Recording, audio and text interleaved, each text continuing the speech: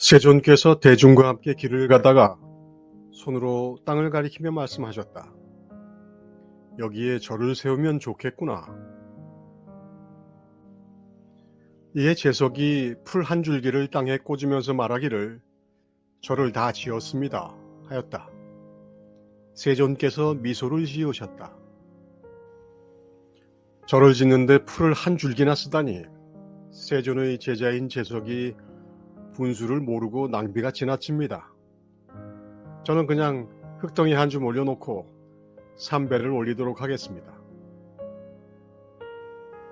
세존께서 제가 지은 절을 보고 뭐라고 해도 그만 안 해도 그만이지만 절을 지었으면 좋겠다고 한 분이 세존이시니 품평을 부탁드리는 것이 도리이겠죠. 장강이라는 이름의 절집 스님이 시주를 모으러 돌아다니는데 어떤 이가 말했다. 돈을 벌어 뭘 하시려고? 우물을 파려고 합니다. 아니, 절 이름 장강이 강물을 끌어들인다는 뜻인데 우물은 왜 판답니까? 스님이 말을 못하고 있자 흠산이 대신 말했다. 온갖 것들이 흘러드는 강물을 마시지 않으려고 그럽니다. 절을 짓고 우물을 파는 데는 특별한 이유가 없습니다. 우리는 절을 어떻게 지을지, 왜 우물을 파야 하는지 궁금해하지만 굳이 답을 하자면 답이 없습니다. 어쩌면 우리가 절을 짓고 우물을 파는 이유는 다만 그것이 이루어지는 것을 봐야 하기 때문입니다. 제대로 보고 있으면 온갖 것이 흘러드는 강물을 마셔도 병들지 않습니다. 운문화상이 대중에게 법문했다. 약과 병이 서로 딱딱 맞으니 온 대지가 약이다. 어느 것이 자기인가? 답을 알려주고 문제를 내는 것을 보니 이 스님이 부정행위의 개념을 모르는 것 같습니다. 하긴 무슨 답을 해도 다 맞는 문제라 알려줘도 알 수가 없습니다. 병이 없으니 약도 필요 없는데 기어이 온 대지를 약이라고 팔아넘기고 이참에 한몫 단단히 챙기려고 마음도 단단히 먹은 것 같습니다. 스님, 어디가 아프십니까? 건봉 화상에게 어떤 승려가 물었다. 시방의 부처님께서는 모두 하나의 길로서 열반에 이르렀습니다. 무엇이 한 가지 길입니까?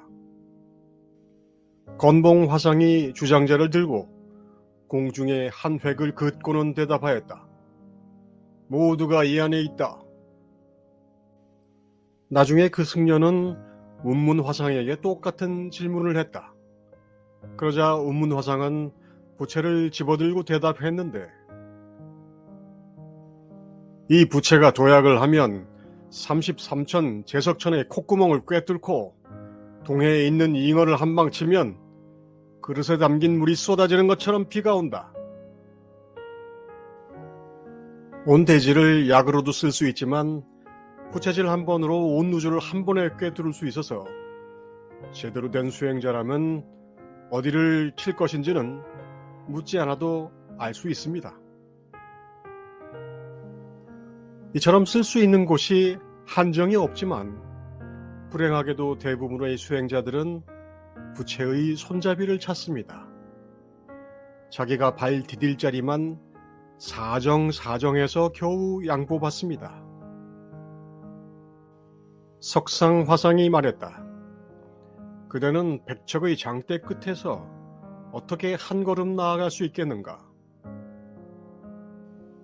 백척의 장대 끝에 앉아있는 사람이라면 설사 불법에 득이 파여도 아직 체득한 것이 아니다.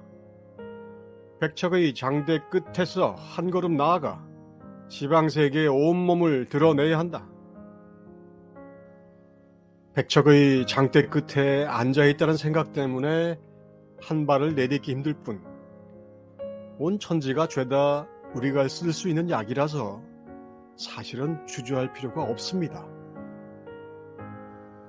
부채가 넓게 펴지고 바람을 붙이는 모습을 한번 보면 손잡이를 찾을 이유가 없습니다.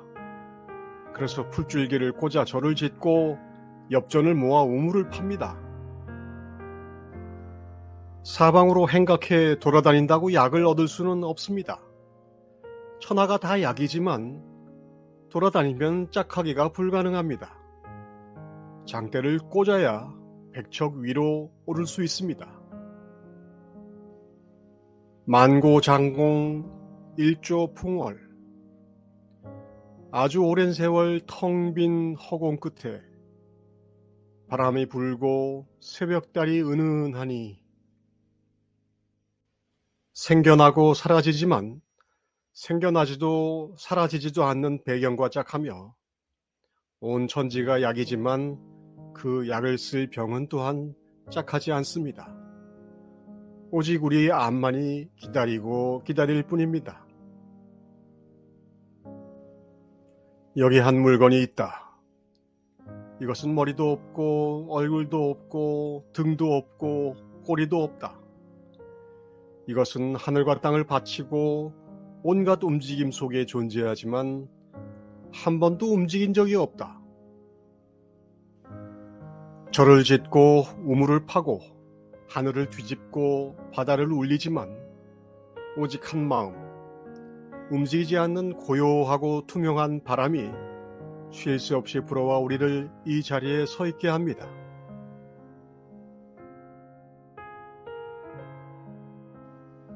바람이 없으면 있음도 알지 못하고 바람이 없으면 움직임도 알지 못하며 바람이 없으면 쉼도 알지 못합니다. 그런데 그 바람은 들풀의 작은 잎새 하나도 떨구지 못합니다. 한 승이 설봉에게 물었다. 아직 모양이 분명하지 않을 때도 주인이 있습니까? 없습니까? 만약 주인이 있게 되면 곧 그것이 모양이다. 바뀌는 일도 있습니까? 그대 스스로 보아라.